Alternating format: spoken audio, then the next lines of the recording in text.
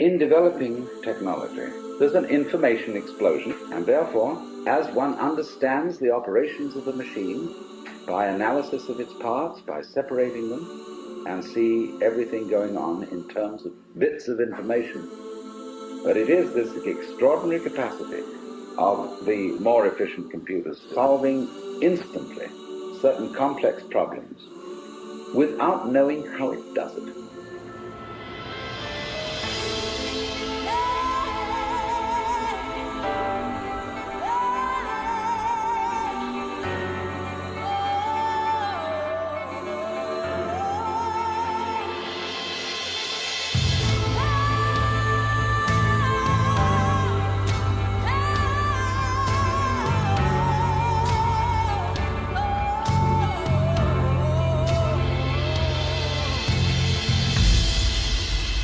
Life comes at you from all sides, all over, everywhere at once. You are the most complex thing that has yet been encountered in the cosmos.